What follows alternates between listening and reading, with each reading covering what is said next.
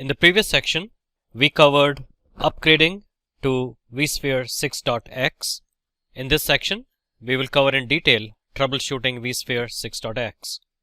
We will cover the VM support tool and another usage of the VM support tool for replaying information and performance statistics in ESX top.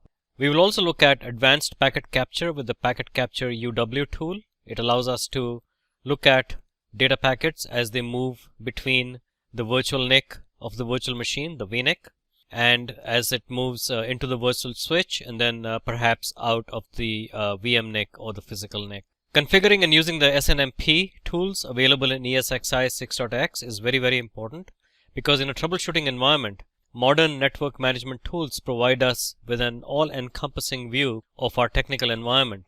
So using SNMP to provide sensors to check to see what is happening in the vSphere environment and know how to configure it for ESXi 6.x hypervisors is a very important aspect of troubleshooting a vSphere 6.x environment.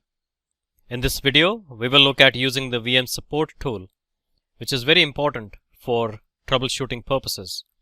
VMware support may request this from you when you are working on an incident with them. So learning how to use this well is really important. So we are back in the lab again, and we are going to look at VM support tool. VM-SUPPORT. We'll do a -help and we'll pipe it to more. So basically the VM support tool has a list of manifests, the groups, and the manifest groups and the manifest tags, which basically means what is the information that it actually looks to collect. Because remember, at the end of it, we get this tar and gzipped file that is used as the support bundle that one can send off to VMware, and from that they can do troubleshooting to find out any intricate technical information that needs to be understood before finding a resolution to the problem. So we'll do a quick survey of this VM support tool, look at the options. It's very hard for me anyway to remember the capital G and the lowercase t. I still remember the options as list manifests, list groups, and list tags. The -p is easy to remember for performance. This is to gather the performance data.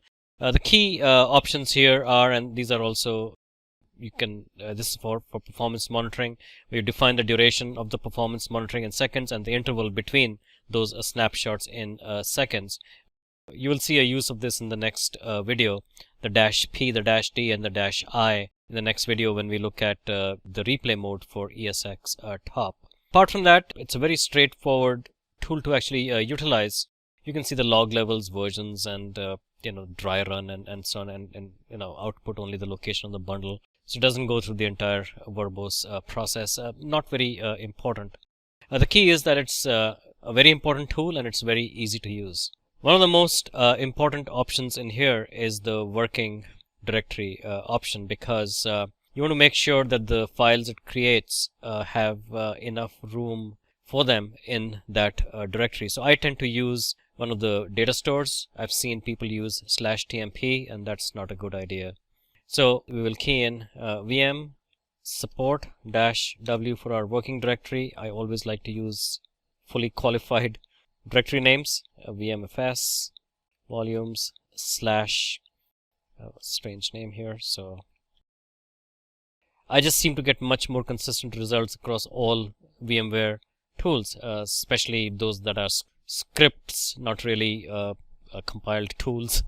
The parsing sometimes is inconsistent, at least as far as I have seen. So we hit that, and what it does is it's creating this file with the timestamp. It's a tar and gzipped file, and that is a support bundle that will be created when this process completes, and this is a support bundle that one needs to send off to VMware support. Now, of course, if you are interested in taking a look at what's in it, you can always tar and unzip it. At the end, basically contains the information that's in the manifests. You saw the list of the manifests, different areas of the entire vSphere environment. So we let this complete. And so the process is completed. you get this, please attach this file when submitting an incident report.